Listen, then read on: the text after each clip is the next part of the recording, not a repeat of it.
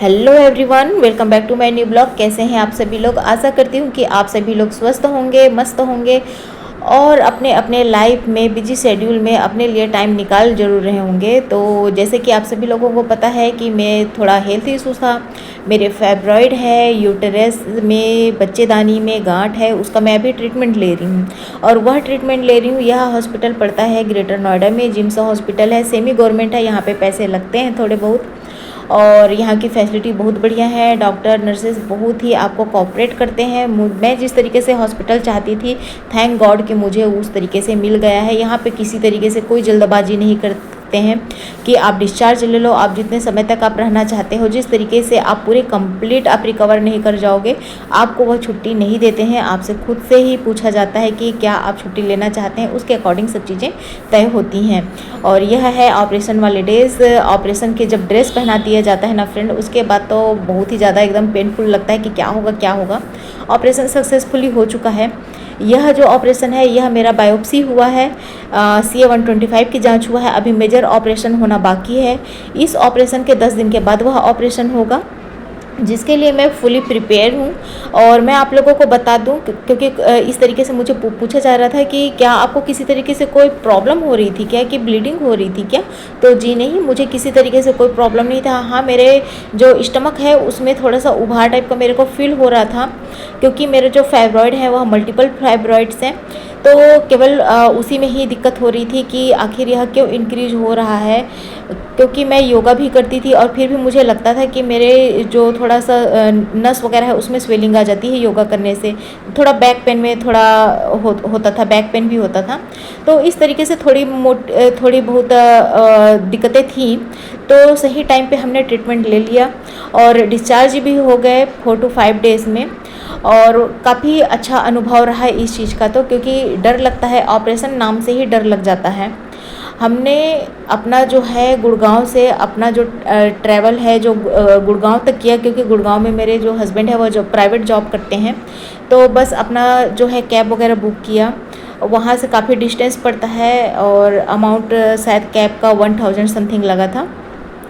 रास्ते में ये त्यागराज स्टेडियम भी आया। इस त्यागराज स्टेडियम से भी काफ़ी जुड़ी हुई हैं, क्योंकि मैं एक हाफ मैराथनर रही हूँ। मैंने आज तक कभी जिक्र नहीं किया, मैं एक हाफ मैराथनर रही हूँ। 21 किलोमीटर की मैंने रनिंग की है। 5 किलोमीटर 10 किलोमीटर में भी मैंने प्राइज़ गेन किए हैं।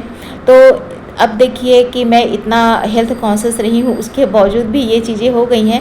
हाँ, हो जाती हैं कभी कभी, क्योंकि 2 से 3 ईयर्स जो है मुझे सडनली से शहर से हम लोग गांव शिफ्ट हो गए थे कोरोना टाइम में। और उसके बाद से घर में ही रहना, क्योंकि गांव का माहौल अच्छा होता है, बट ये होता है कि अगर आप बहू हैं तो काफ़ी कुछ आपको वह चीज़ें फेस करना पड़ता है कि आप घर से बाहर भी निकल रहे हैं तो आपको संग में किसी के लेके जाना है।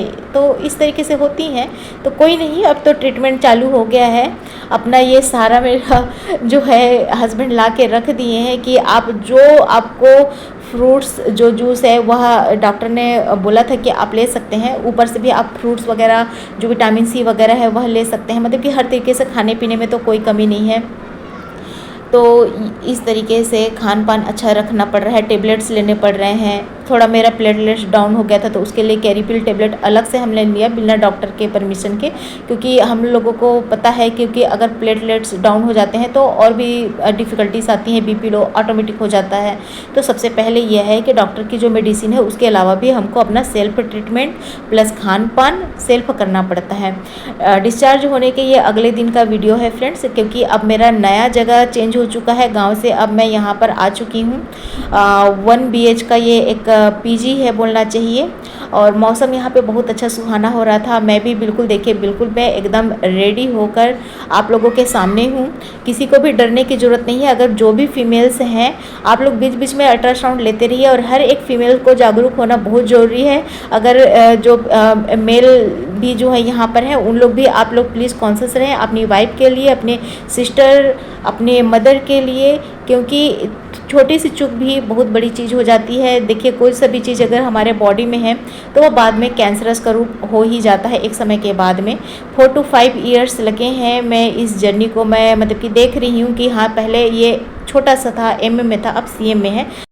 तो फ्रेंड्स सही टाइम पर सही ट्रीटमेंट लेना भी काफ़ी ज़रूरी हो जाता है। तो मैंने तो अपने तरीके से फिर से एनर्जेटिक होने का निर्णय ले लिया है और डेफ़िनेटली मैं एक बहुत जल्दी अच्छे से रिकवर हो जाऊंगी। मेरी एनर्जी भी अब काफ़ी अच्छी तरीके से आ रही है। फिर से एक नया ऑपरेशन होगा, फिर से वही चीज़ें होंगी, फिर से मैं रिकवर कर जाऊँगी। तो उद्देश्य मेरा केवल यही है यह वीडियो बनाने का कि जिनके साथ भी जो फेस चल रहा है उसको निगेटिव चीज़ों को हटाना है, पॉजिटिव सोच के साथ में आगे बढ़ना है। आज हम हैं तो कल भी अच्छा होगा और आगे आने वाले दिन भी उससे भी बढ़िया खूबसूरत होगा। तो आज के लिए इतना ही, धन्यवाद।